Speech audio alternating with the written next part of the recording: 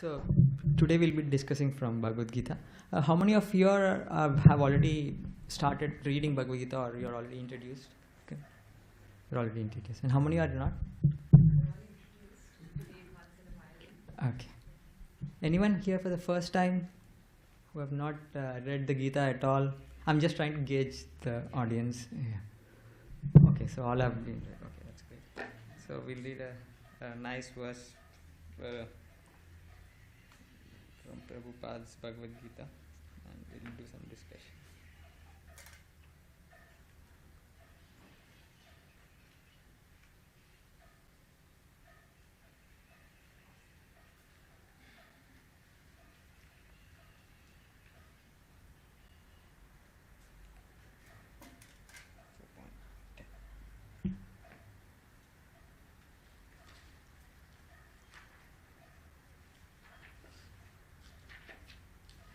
So we'll be reading from Bhagavad Gita, chapter 4, text 10.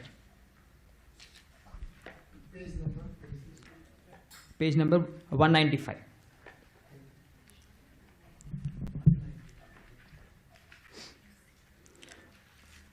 Om Ajnanatimirandhasya Jnananjanashalakaya Chakshurun Unmilitam Yena Tasmai Sri Gurave Namaha Sri Chaitanya Manobhishtam Stapitam Yena Bhutale Swayam Rupa Kadamayam Dadati Swapadantikam Vandeham Sri Guru Sri Yuta Padakamalam Sri Gurum Vaishnavamscha Sri Rupam Sagrajatam Sahagana Raghunathanvitam Tam Sajivam Sadvaitam Savadutam Parijana Sahitam Krishna Chaitanya Devam Sri Radha Krishna Padaya Sahagana Lalita Sri Vishakhanvitamscha He Krishna Karuna Sindhu Dinabandhu Jagatpate Gopesha Gopika Kanta Radha Kanta Namostute Tapta Kanchana Gaurangi Radhe Vrindavaneshwari Vrishabhanu Sute Devi Pranamami Hari Priye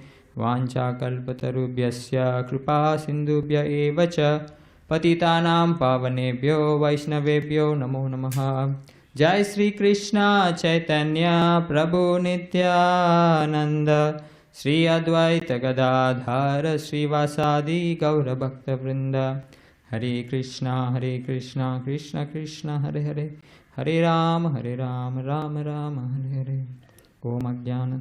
Sorry, I forgot the prayer of Prabhupada. Nama Om Vishnupadaya Krishna Preshtaya Bhutale Srimate Bhaktivedanta Swamin iti namine Namaste Saraswati Deve Gauravani Pracharine Nirvishesha Shunyavadi Pasyatya Dishatarine. So we do the prayers to invoke the blessings, because without the blessings we can't understand this science. So we'll do this together. Chapter 4, text 10.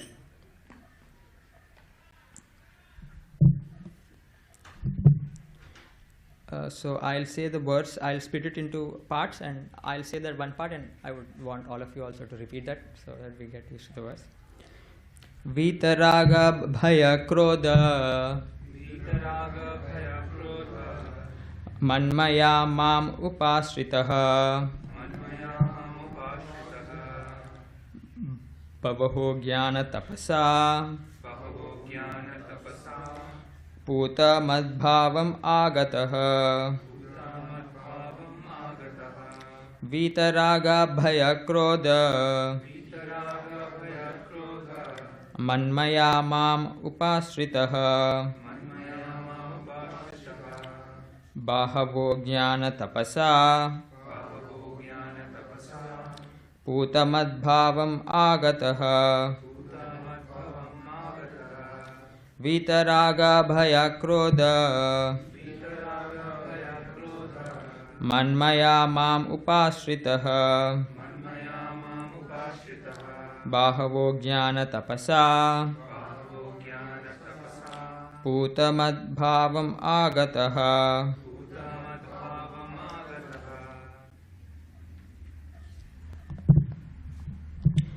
Translation: being freed from attachment, fear, and anger, being fully absorbed in me and taking refuge in me, many persons in the past became purified by knowledge of me, and thus they all attained transcendental love for me. So, who is saying this particular statement? I think all of us know that. Yeah, Lord Krishna is speaking to Arjuna, right? And we'll also read the purport by Srila Prabhupada. Anyone would like to? I think, is there another mic? Prabhupada? Yeah, there's one here.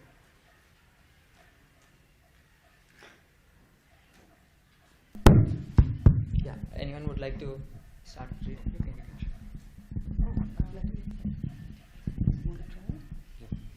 For the shloka? No, the purport. Oh, which one? Okay. The same purport. 96. Oh. Purport. Yes. Okay. Purport? Okay. Yeah. Read two. Okay. Okay. Purport. As described above, it is very difficult for a person who is too materially affected to understand the personal of the Supreme Absolute Truth. Personal nature. Personal nature. Personal nature of the Supreme Absolute Truth. Generally, people who are attached to the bodily conception of life are so absorbed in materialism that it is almost impossible for them to understand how the Supreme can be a person. Such materialists cannot even imagine that there is a transcendental body which is imperishable, full of knowledge and eternally blissful. In the materialistic concept, the body is perishable, full of ignorance and completely miserable. Therefore, people in general keep this same bodily in mind bodily idea in mind when they are informed of the personal form of the Lord. For such materialistic men, the form of the gigantic material manifestation is supreme. Consequently, they consider the Supreme to be impersonal, and because they are too material absorbed, the conception of retaining the personality after liberation from matter frightens them. When they are informed that spiritual life is also individual and personal, they become afraid of becoming persons again. And so they naturally prefer a kind of merging into the impersonal void. Generally, they compare the living entities to the bubbles of the ocean, which merge into the ocean. That is the highest perfection of spiritual existence, attainable without individual personality. This is a kind of fearful stage of life, devoid of perfect knowledge of spiritual existence. Furthermore, there are many persons who cannot understand spiritual existence at all, being embarrassed by so many theories and by contradictions of various types of philosophical speculation. They become disgusted or angry and foolishly conclude that there is no supreme cause and that everything is ultimately void. Such people are in a diseased condition of life. Anyone wants to read? Anyone else wants to read? From there?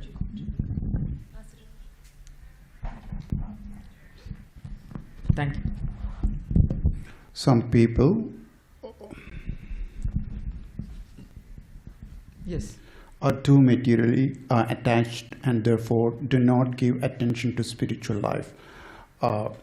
Some of them want to merge into the supreme spiritual cause, and some of them disbelieve in everything, being angry at all sorts of spiritual speculation out of the hopelessness.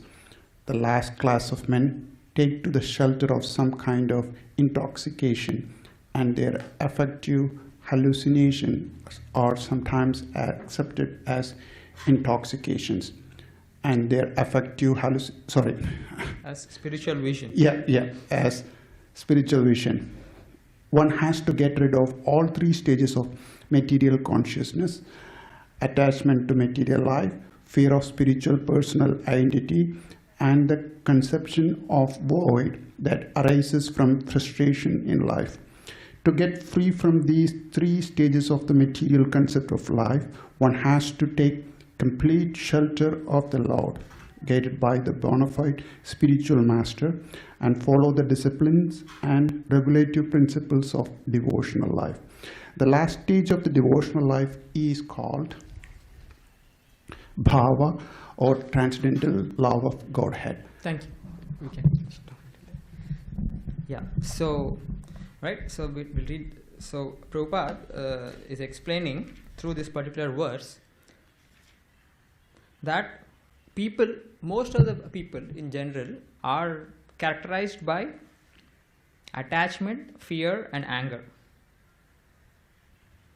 Right? And unless an individual overcomes these three, right, they will not be in a position to understand the reality around them.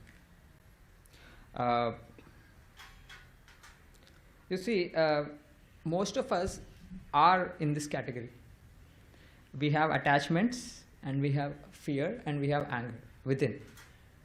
And when, and because of this, when we are exposed to different situations in life, we react, right, based on what we have within, what we are, right. So in that way, the world or our individual lives is like a laboratory of internal journey, right. So every opportunity or every situation is an opportunity to grow. But because we are having this fear, attachment, and anger, we first express that out. Right? All of you agree with this? Right? And not only that, most of us are actually unaware that we have this. Right? We are unaware that we are fearful. We do. If you ask any individual, are you fearful? They say, no, I'm not. No, I'm happy. I'm doing my day-to-day activities. But unless you are exposed to this spiritual science, you are driven by fear. So based on this inclination, or based on this attachment, and right, we make choices, right? And so what happens is that, so when we are acting at a particular situation, and then we are analyzing and we are responding it with fear, right? Then what will happen is we are actually feeding to the fear. Okay?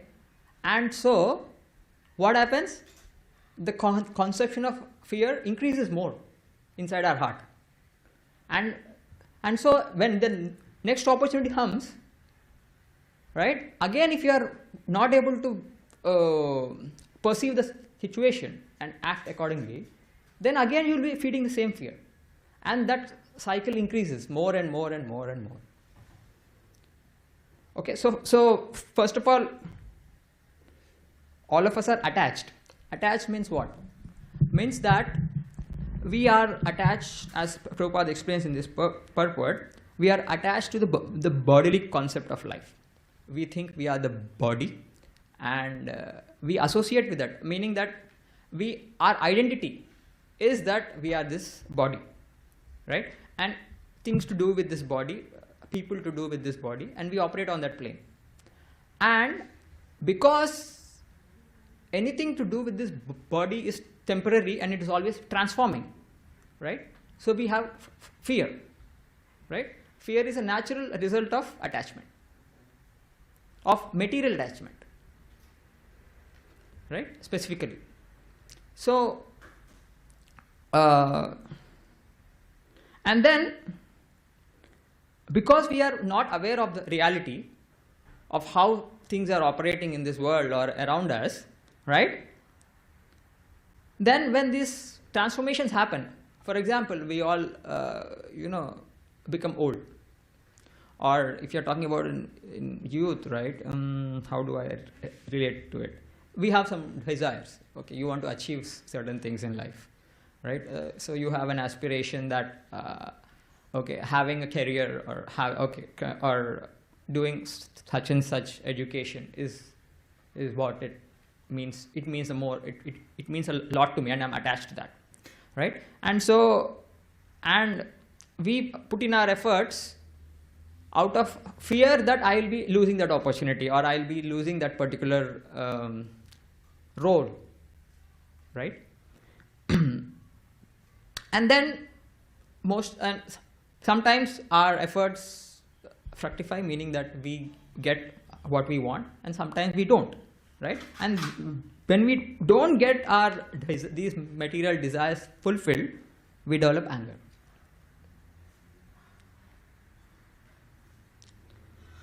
So,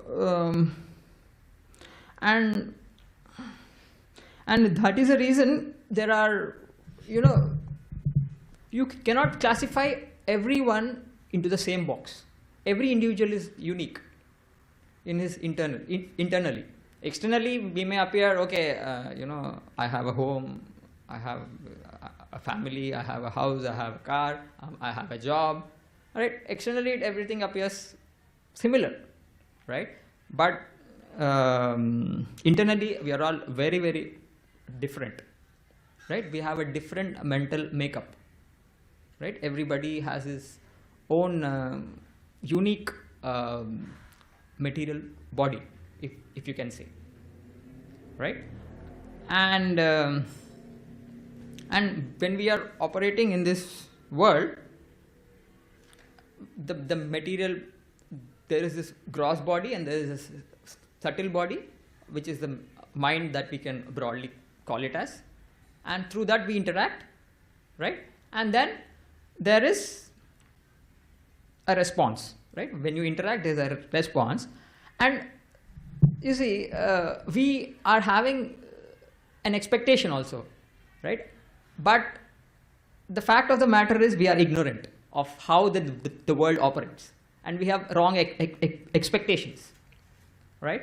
And so what happens is that we get angry if our desires are not getting fulfilled, right? So anger comes out of the mode of ignorance, right? So most of the people, right, they are just stuck in this internal loop, meaning that most of the people are not interested in understanding why this world is operating this way, why there is uncomfortable situations in life, right? Nobody thinks much about it. They think, okay, everybody has it. You see people around you, they are having some other issues. They say, okay, everybody has it, so let's deal with it as it comes by. And you go on, trying to fulfill your different thoughts whichever come to your mind, and you see people around, and we get impressions, and based on that, right, we act, and so on and so on, right? So so for most people, pursuing truth is not at all on their plate, right? It is not important for them, right? But if you analyze them through the Shastra, I have to be blunt because Shastra is blunt. It's talking the truth, right? The Shastra says it's compared to an animal, right? Animals are just instinctive.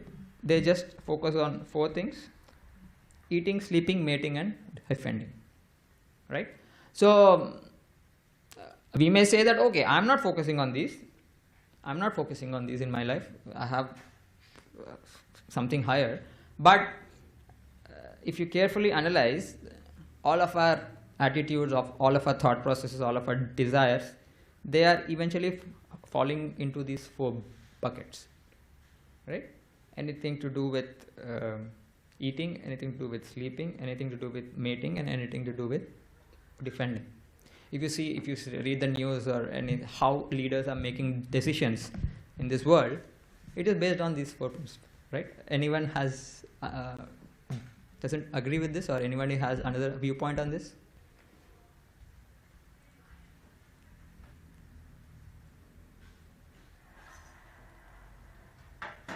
Okay, right? So most of us are not interested, but Srimad Bhagavatam says this nice verse. There's this Srimad Bhagavatam. There's this verse 5.5.1. It says, "Nayam deho deha bhajam nriloke hastan kaman arhate vidbhujam ye tapo divyam putraka yena sattvam suddhaye yasmad brahma saukyam tva anantam." So Lord Rishabhadeva, he is an incarnation of Krishna.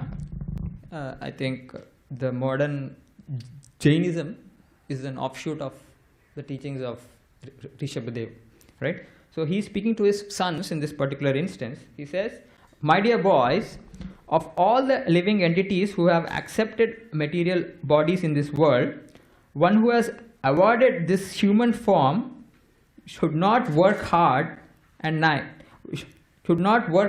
day and night simply for sense gratification," which is eating, sleeping, mating, defending, "which is available even for dogs and hogs that eat stool." This is quite gross, but I think he's driving a point here. One should engage in penance and austerity to attain the divine position of devotional service. By such activity, one's heart is purified, and when one attains this position, he attains eternal blissful life, which is transcendental to material happiness and which continues forever.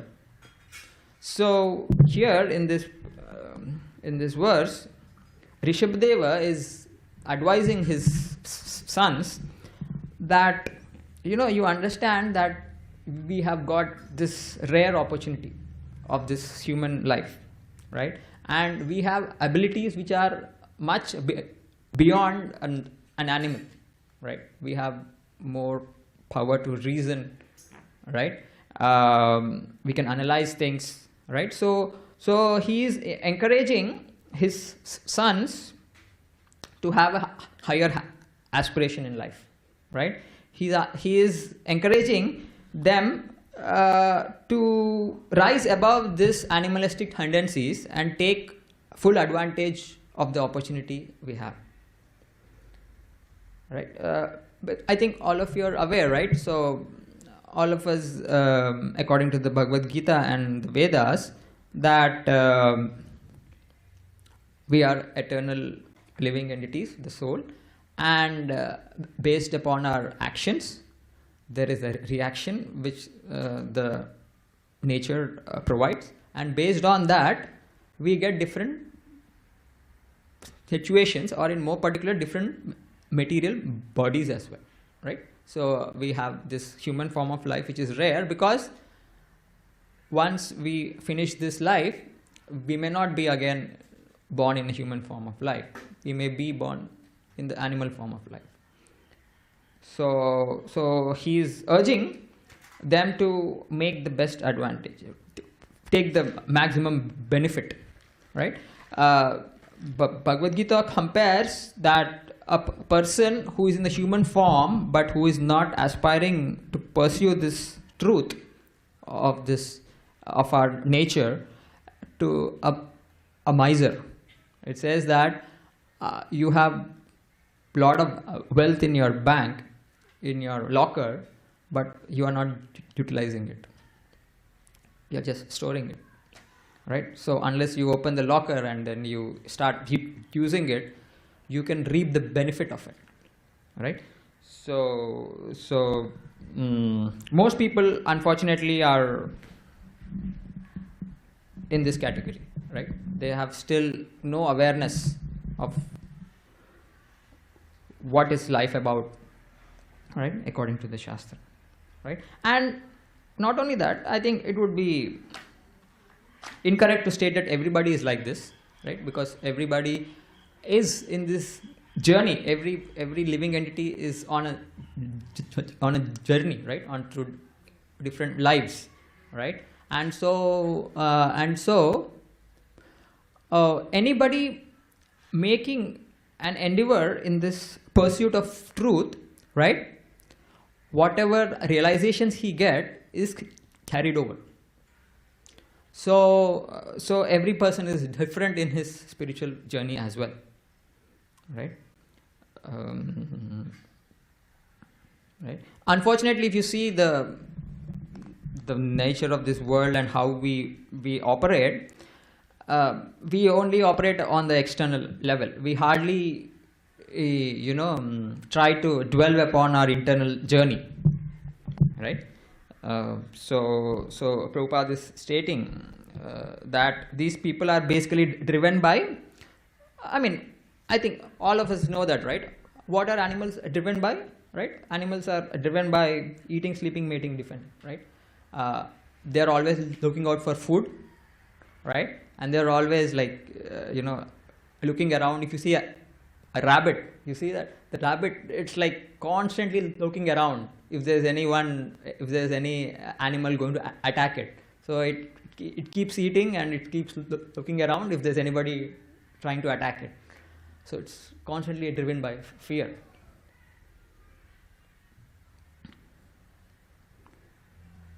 Right? But so moving ahead, there are slightly advanced people when compared to this first class of people, if you can say, right, who are, at least they are driven by the idea that, I need to understand nature around me. There is nature.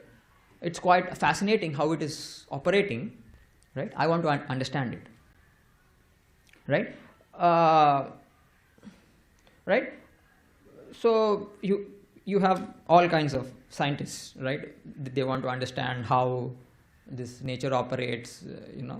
You have this subjects. You have physics. You have mathematics. You have astrophysics, right? All of them are dwelling, or they are spending their entire life trying to analyze, right, how to understand nature, right? At the maximum, the purport, Srila Prabhupada says that they would come to some understanding of this material nature, right? I'm sure all of you agree that over the past years, we have advanced in understanding about our nature, right? Everyone is aware that through endeavors in science, although it's a slow process, right? You keep understanding deeper aspects of nature around us. Okay, and there are little more advanced people than this, right? So they have a much more deeper perception of reality, right? They understand that this concept of me being in something which is changing all the time, right? Like everything is changing all the time, right? There is time factor, and we are having different resources, but all of those resources are getting broken down, and we are acquiring new ones. But we also know that we know internally that they are also breaking down, right? And we have to face different challenging circumstances in every aspect of our life, right? So that is why we seek some solace. We want to also spend some happy times. We want to forget, what is going on in our life, and we want to do something else, so as to relax the mind a bit, right? So these slightly advanced people, they understand that me being absorbed in this material plane is the cause of suffering. They understand that because I am at this particular state of my life, I am at this position where I am I'm only having a perception of matter which is ever changing, and I have no other perception. Their perception of reality is that they have to deal with something which they have to put in lot of effort to control it, to manage it, but they know that they don't have complete control over it. They can only manage it up to a certain degree, right? And they know that even though they do that, after some time it breaks down. So it's very frustrating, right? So these people are slightly more advanced. They understand the problem, right? They understand the problem that because of their current perception, that because I'm in touch with only material nature, right? I am in trouble, right? So because of that, what they can imagine to be the absolute truth is something which is not material. So according to the Bhagavad Gita and the Shastras, they are called as Brahmavadis. Brahmavadi means that they have a perception that ultimately everything is just pure spiritual energy, and what we are currently perceiving is something material, and we have to get rid of it, right? So one can argue that, okay, this is a much better position than compared to the earlier class of people who don't have any clue of what is going on, right? For them, there is further progress possible, right? If they make the right endeavors, they could eventually come to a higher understanding of reality, right? But there is also some confusion, or there is also possibility of lot of confusions as well, because some people are stuck there. They say that they don't assume that there is anything beyond that. They are stuck over there. They say that ultimately everything is just pure spiritual energy, and right now I don't have perception of that, and my pursuit of life is to achieve that, right? So these people are called as Mayavadis. They say that there is no personal God. They say that the absolute truth, or that's something which is driving everything around us, everything around nature, and that is not having any personality. They say that it's just blank energy. Because why? Because if they see any personality, or if they see anything, they think, oh, it is something related to matter. Because they have a deep impression that anything to do with matter is scary, right? Anything which has a form is scary, right? So they are afraid again. You see, they are afraid of. They know the problem, but they are too afraid of it, right? So that is the reason they cannot understand, or they cannot go beyond the point that everything is just energy, everything impersonal, meaning that thing which drives everything in this world is having no form. It is just pure light, or it's like pure energy, which has no feelings, which has nothing, and their purpose of life is that I should just realize that, and then I'll be peaceful.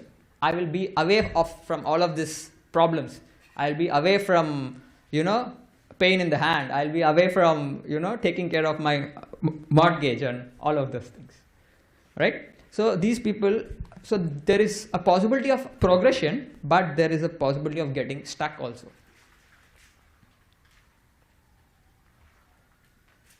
And there is this another class of people which Prabhupada calls them as, in the purport, as voidists, right? So they are having this understanding that there is a higher reality, but they don't have any clue about it. So they keep arguing. You have many philosophers, right? They keep proposing some theories. Or maybe the nature is like this.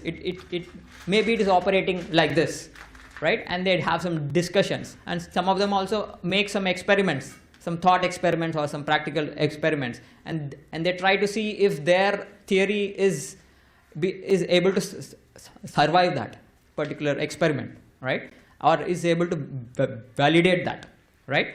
And so they keep trying out different conceptions of what is reality, and they keep experimenting, right? But in most cases it leads to frustration, because they understand that our brains are this small, and how the nature is operating is too complex, right? So it's like scratching the surface a bit, right?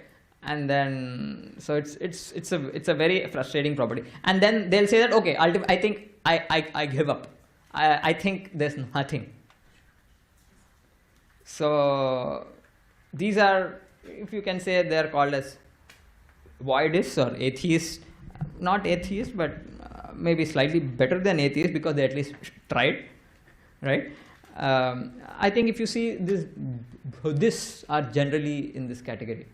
Their core philosophy is that there is, at the end, there is nothing, and all of this is an imagination.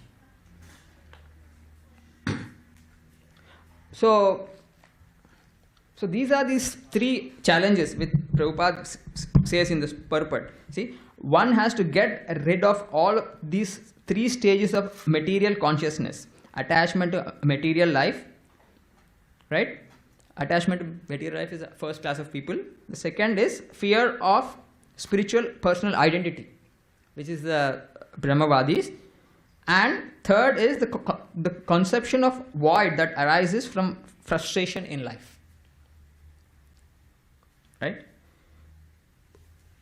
So as this particular verse from Bhagavatam, it states that there is a higher reality, and in order to understand that reality, there is a science. Everything is science, and this science is the science of inner transformation, or inner enlightenment, if you can say, of how to understand this inner world. And for that, what is the process? The process is that one needs a qualified teacher who is having this deeper understanding of life, and one needs to spend time with that particular spiritual master, who is a master of the spirit, right? Spiritual master is the person who has some realizations of what is this what is this term called as spirit? Spirit means something which is beyond our current perception of matter, right? All of us are trying to be happy, and spirituality is the process that teaches how to develop happiness. So how is that obtained? That is obtained by taking training under a qualified spiritual master, following his instructions and the regulative principles of devotional life. Okay, any thoughts or comments until now? Anybody has anything to add? Self-reflection, that's it. Mhm. Yeah. We all are aware of all this, but it's just, again, when we reiterate what is written in the Gita, Mm. kind of it again comes up to the surface and we all think about, reflect on Mm. how we conduct every day. Yeah. Lots of thoughts, but yeah. Okay. All right. Thank you. Then we'll move ahead. Anybody would like to continue the purport? Or else, in the interest of time, I'll read it. According to Bhakti Rasamrita Sindhu 1.4.15-16, the science of devotional service is explained. Adav Shraddha Khatha Sadhu Sankotha Bhajana Kriya Hato Anarthan Vrityat Tato Nishta Ruchis Tataha Atasaktis Hato Bhavas Tata Prema Bhyudanchati Sadhakanam Ayam Premnaha Pradurbhave Bhavet Kramaha. Would you like to read? You can use the mic.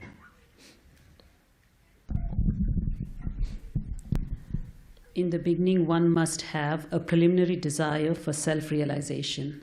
This will bring one to the stage of trying to associate with persons who are spiritually elevated.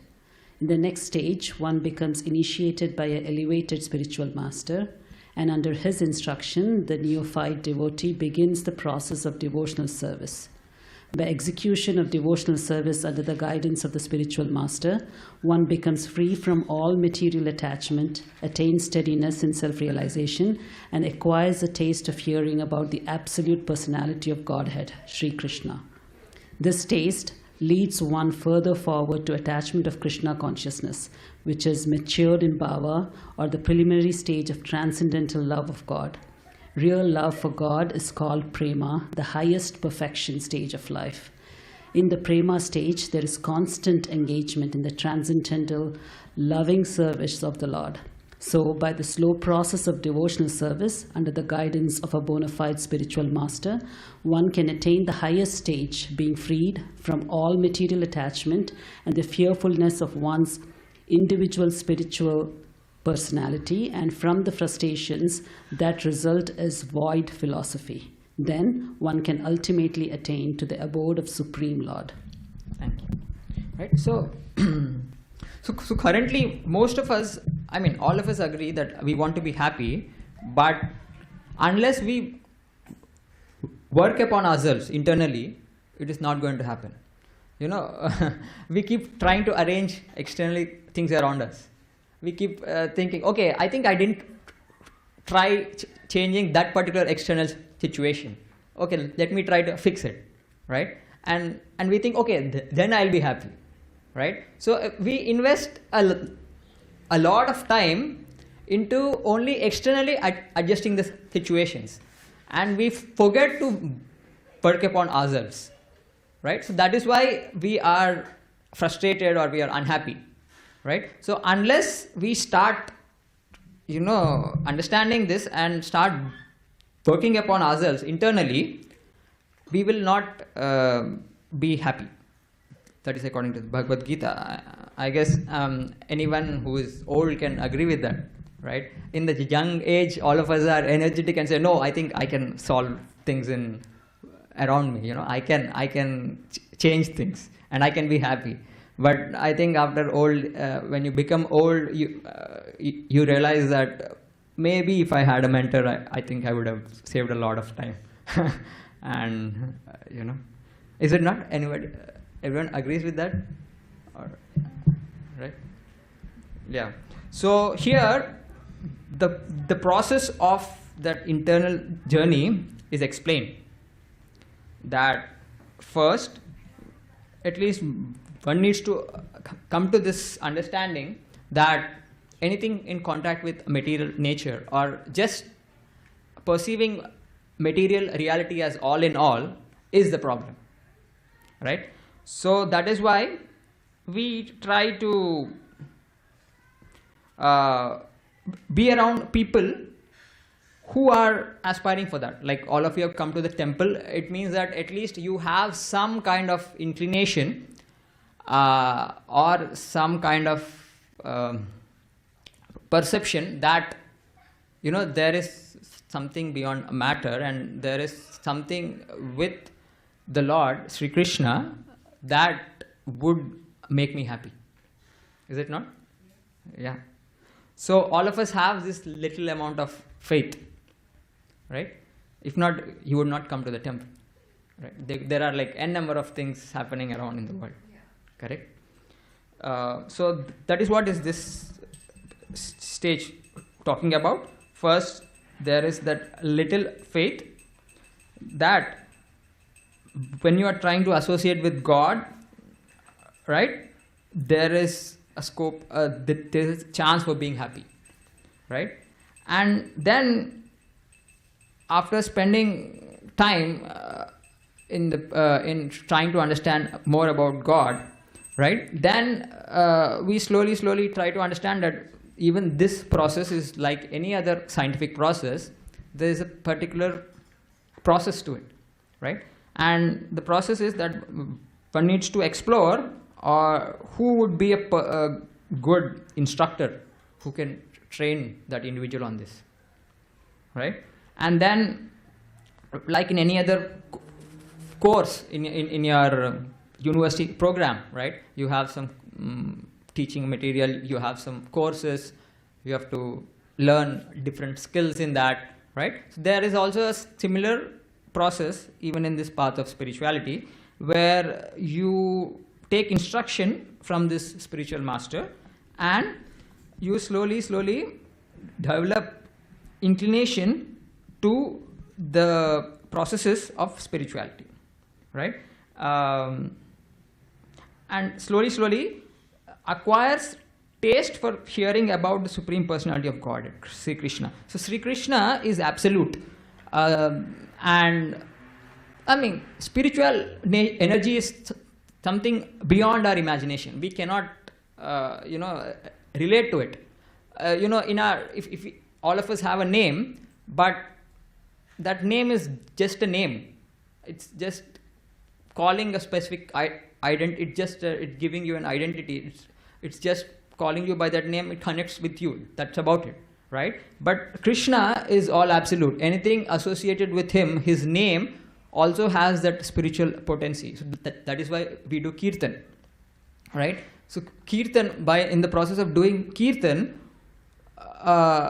we are interacting with that subtle spiritual energy, right? And it is giving us an opportunity to interact more and understand this spiritual nature much more effectively, right? And then slowly what happens is that individual develops some taste, meaning that there is a spiritual desire now.